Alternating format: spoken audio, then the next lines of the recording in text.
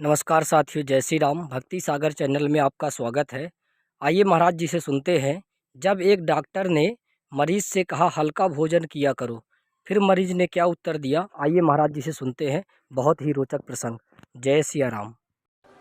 एक बार एक डॉक्टर ने कहा कि हल्का भोजन किया करो और दवा करो, परहेज करो, ठीक हो जाओ। और रास्ते में चला, सोचने लगा हल्का भोजन किया, हल्का। अब उसने अकल लगाई कि मिट्टी से हल्का पानी है। मिट्टी नीचे बैठ जाती, पानी ऊपर उठ जाता, मिट्टी के ऊपर रहता पानी, पानी हल्का है। फिर सोचने लगा कि पानी के ऊपर घी तेल डाल दो तो पानी के ऊपर तैरता है घी तेल, तो पानी से हल्का घी तेल। और फिर घी तेल में जो सिके पूड़ी पराठा, वो उससे भी हल्का। अब वो बोलो ऐसा हल्का भोजन करे।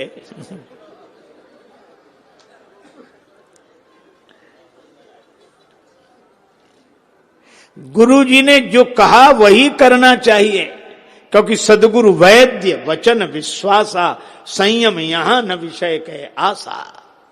कभी आपने सोचा कि हमारे जीवन की कालिमा क्या है? अच्छा, आप ऐसे सोचें, आपने एक शब्द सुना होगा काला धन,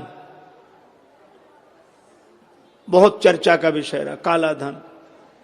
और काला धन का हमको तो एक ही अर्थ लगता है, चीज दूसरे की कब्जा अपना। किसी दूसरे की चीज अधिकार अपना। और हमें लगता है कि हमारे जीवन की सबसे बड़ी कालिमा यही है। शरीर किसका? भगवान का। संसार किसका? भगवान का। अरे और तो और, श्वास भी हमारी नहीं, यह भी भगवान की है ना। लेकिन कब्जा हमारा, जब तक हमारी श्वास चल रही है। हमें लगे भले ही कि हमारी श्वास है, पर हमारी नहीं है। अगर श्वास हमारी होती तो जब मन होता तब लेते, नहीं मन होता नहीं लेते। और इतवार को तो लेते ही नहीं कि आज छुट्टी का दिन है, आज तो ना लें। और कोई कहता तो हम यही कहते कि हमारी सांस लें न लें, तुम कौन हो? तो श्वास भी हमारी नहीं, सब कुछ भगवान का है। और हम मंदिर में कहते भी हैं, तन मन धन सब तेरा, स्वामी सब कुछ है तेरा, तेरा तेरे अर्पण क्या लागे मेरा। ओम जय जगदीश हरे, जय जगदीश हरे, स्वामी जय जगदीश हरे। है कि जनों के संकट, दास जनों के अवगुण, क्षण में दूर करे। ओम जय जगदीश हरे। सब भगवान का है, यह तो हम कहते हैं, तो है ही भगवान का। लेकिन सच्चाई से बोलना, हमने मान किसका रखा है? भगवान का तो हम ऐसे कहते हैं जैसे कोई संत अपने घर में पधारे तो हम संत के चरणों में प्रणाम करके कहते हैं महाराज आपका ही है, ये घर आपका, ये परिवार आपका।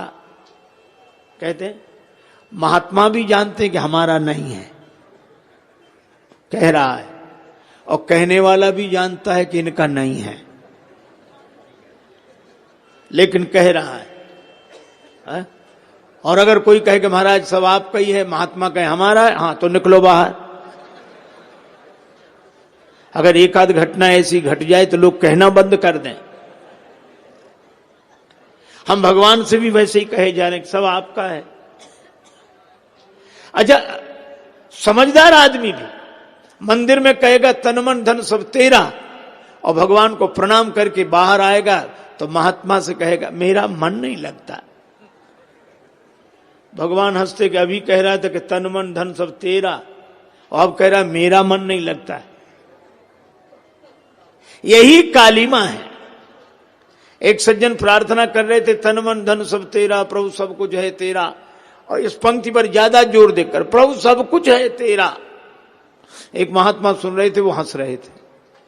उसको बड़ा बुरा लगा कि हम प्रार्थना कर रहे हैं, महात्मा हंस रहे हैं। प्रार्थना पूरी होने दो तब बात करता हूं। प्रार्थना पूरी होते ही गया, महाराज हम प्रार्थना कर रहे थे, आप हंस रहे थे। महात्मा बोले हम तो जो कर रहे थे तो कर रहे, तुम क्या कर रहे थे? कहा हम प्रार्थना कर रहे थे। कि तुम प्रार्थना कर रहे थे कि हमारा हंसना देख रहे थे?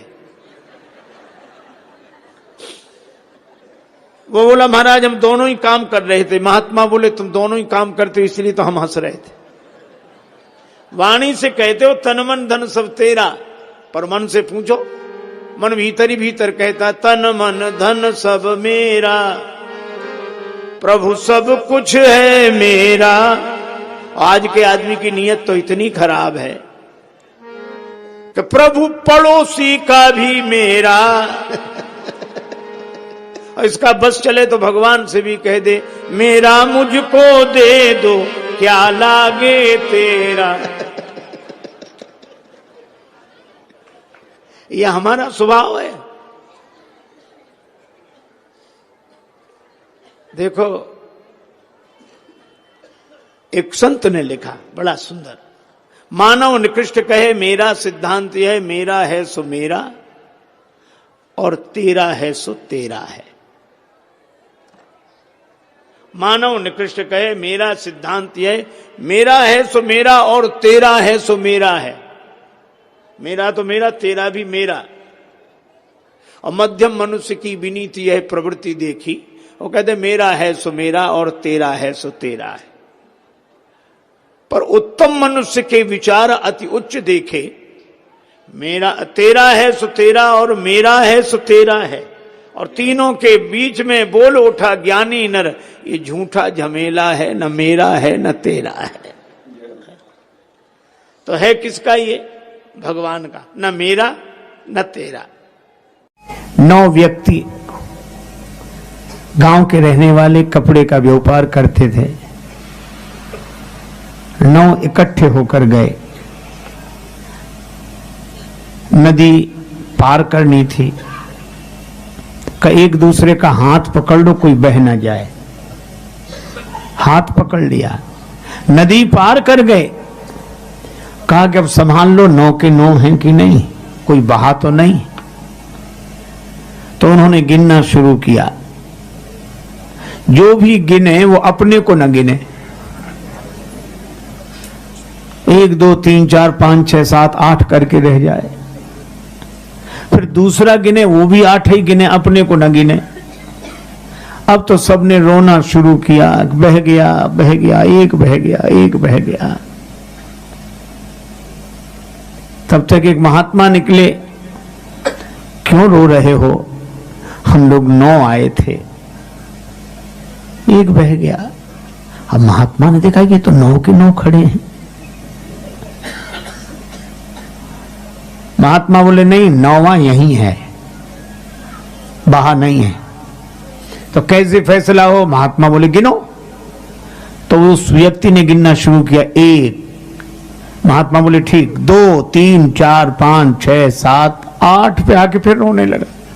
महात्मा ने वही हाथ जो 8 पे रखा था ऐसे मोड़ा कि ये 8 और ये 9। अरे मिल गया मिल गया मिल गया मिल गया महाराज, आपकी कृपा से मिल गया, आपकी कृपा से। तो वो लोग गया कहां था जो मिल गया? हम लोग सोचते हैं ज्ञान से मुक्ति मिलती है, पर ज्ञान से मुक्ति नहीं मिलती है। ज्ञान से यह पता लगता है कि हम मुक्त हैं, मुक्त तो हैं ही, पर बिना ज्ञान के अनुभव नहीं होता। एक आदमी के पास कुछ गधे थे, उसने सभी गधों को बांधा जैसे रोज बांधता था। एक गधे की गले की रस्सी खो गई, उस गधे का कान पकड़े बैठा था। एक महात्मा निकले, भगत जी कैसे बैठे हो? कहा कि महाराज इस गधे के गले की रस्सी खो गई है, इसीलिए इसको कान पकड़े बैठा हूं मैं, इसका कान पकड़े बैठा। महात्मा बोले गधे को बांधने के लिए भी रस्सी की जरूरत? महाराज फिर इसे बांधे कैसे? बोले ऐसे ही बांध दो बिना रस्सी के।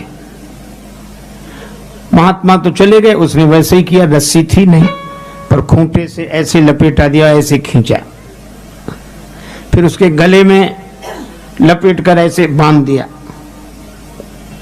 और गधे ने समझ लिया कि हम बंध गए। वो गधा कैसा जो इतना भी ना समझे,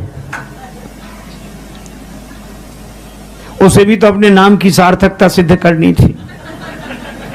और गधे तो हिले, वो हिला ही नहीं, रात भर वहीं। सवेरे उस आदमी ने सब गधों के गले की रस्सी खोली, उसे बांधा ही नहीं था जो खोलता। अब उस गधे को वो डंडा मारे, डंडा मारने से गधा वहीं हिले, चले नहीं। वो बड़ा परेशान महात्मा जी के पास गया, महाराज क्या चमत्कार कर दिया आपने, वो गधा बंधा है। महात्मा हंसे, कोई चमत्कार नहीं, गधों के लिए तो हर बात चमत्कार हो जाती है। उसे खोला था कि नहीं? का उसे बांधा ही कब था? का जैसे बांधा था वैसे ही खोल दो। वो गया, उसने खोल दिया और गधे ने समझ लिया कि हम मुक्त हो गए, चल दिया। अब आप ये बताओ बंधा ही कब था? पर बंधने का जैसे भ्रम था उसके मन में, उस भ्रम की निवृत्ति गुरुदेव का ज्ञान कर देता है। वह तो मुक्त था ही, मुक्त है, मुक्त है, मुक्त है। मुझे वो बात याद आई, एक बार बादशाह अकबर ने बीरबल से कहा कि बीरबल हम तुम्हारे पिताजी से मिलना चाहते हैं। बीरबल बोले हुजूर हम ही काफी हैं, उन्हें क्यों परेशान करते हो? बोले नहीं हम उनसे ही मिलेंगे। बीरबल ने अपने पिता से कहा कि बादशाह मिलना चाहते हैं, चलो। बीरबल के पिता सरल आदमी घबरा गए, इतने बड़े बादशाह से क्या बात करेंगे, कुछ बोलेंगे कुछ मुंह से निकलेगा। बीरबल ने कहा आप बोलना ही नहीं कुछ। बोले नहीं बोलेंगे तो और ज्यादा नाराज होगा। बीरबल बोले हम संभाल लेंगे, आप चलो। बीरबल के पिता गए, बादशाह ने पूछा कहिए खैरियत है? कोई जवाब नहीं, वो तो घर से ही पढ़कर आए थे।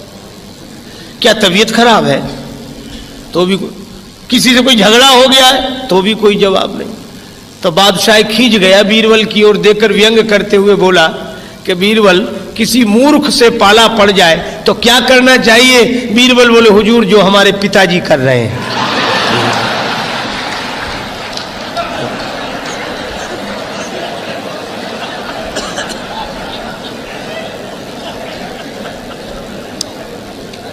और रावण के सामने हनुमान जी इसीलिए चुप थे।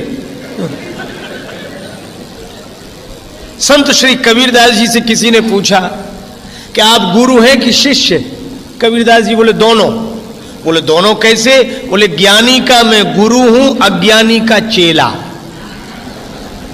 बोले कोई समझदार हो तो उसके तो गुरु बनकर हम समझा देते, और कोई ना समझो तो उसके हम ही चेला बन जाते कि तुम ही ठीक कह रहे हो, उसे मानना ही नहीं, क्या फायदा समझाने से।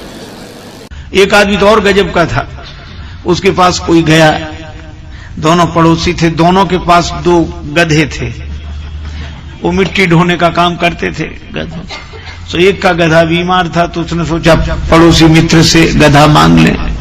गया, बोले भाई साहब हमारा गधा बीमार है, अपना दे दो, मिट्टी ढोने का काम करते ही वापिस कर देंगे। गधा भीतर बंधा था पर वो देना नहीं चाहता था, तो साफ झूठ बोल गया। बोले हमारा गधा तो सवेरे से ही जंगल में पता नहीं कहां गया है, होता तो तुरंत दे देते, आपको मना करें? कैसी बात करते, आपको और मना जरूर दे देते।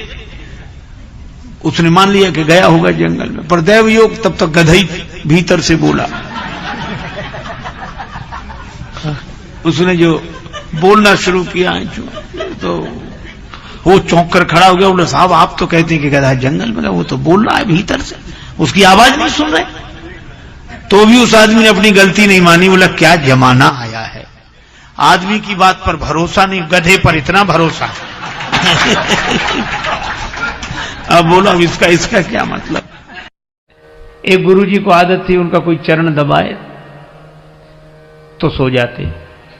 दबाने वाला सोचे कि ये मना तो कर नहीं रहे, तो ये मना करें तो हम जाएं, तो उसने सोचा ये सो जाएं तो जाएं, पर उनकी आदत थी जैसे कोई जाता फिर जाग जाते। तो एक बार क्या हुआ, एक शिष्य चरण दबा रहा था उनका, तो चरण दबाया शिष्य ने तो वो सो गए तो बड़ी देर हो गई, तो शिष्य उठकर चल दिया। जैसे ही चला तो आंख उनकी खुल गई, तो तुरंत बोले, हाँ बेटा, तुम्हारे घर में और कौन कौन है? तो उसने कहा कि माता पिता और हम लोग 4 भाई हैं। अब ये सुनता कौन, तब तक और सो गए। थोड़ी देर फिर उसने शिष्य ने देखा कि अब ये सो गए तो फिर जाएं हम, तो वो जैसे ही उठकर जाता वैसे ही जाग जाते। हाँ तो कितने भाई हो?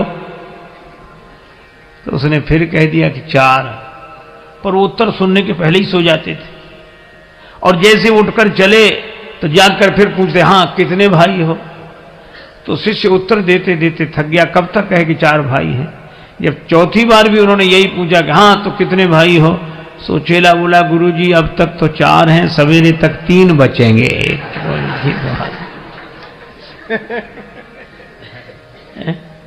मुनिवर शयन बार बार गुरु आ गया। और सेवा हो तो राम जी की तरह। एक गुरु जी के पास ऐसे शिष्य, हे भगवान, नया नया चेला बनकर बैठा। अब गुरु जी छप्पर में बैठे, अंदर बाहर छप्पर, सामने मैदान।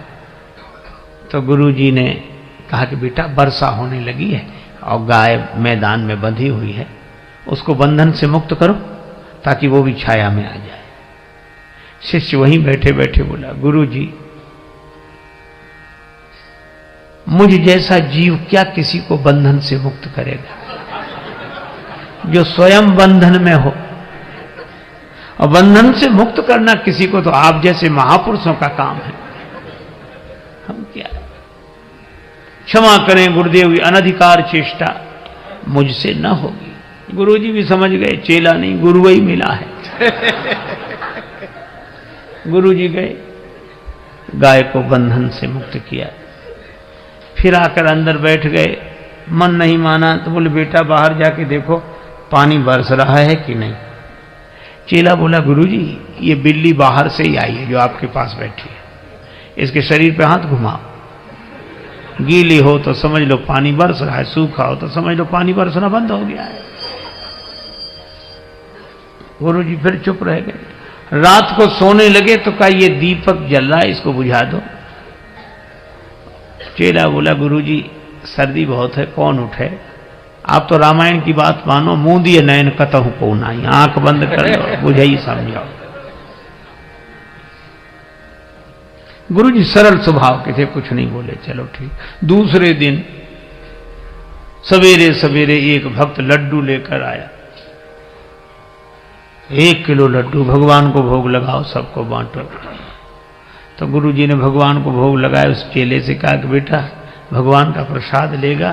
तो हाथ जोड़कर बोला, गुरुजी मैंने 3 आज्ञाएं नहीं मानी है, अगर चौथी भी नहीं मानूंगा तो घोर पाप लगेगा। ये नमस्कार, वंदे मातरम, जय श्री राम। वीडियो को अंत तक देखने के लिए आपका बहुत बहुत धन्यवाद। भक्ति सागर चैनल को सब्सक्राइब करके बेल आइकन दबाना ना भूलें और कमेंट बॉक्स में जय श्री राम जरूर लिखें। जय श्री राम। आपसे निवेदन है, यूट्यूब पर आदरणीय राजीव भाई दीक्षित जी को अवश्य सुनें। जय श्री राम, वंदे मातरम।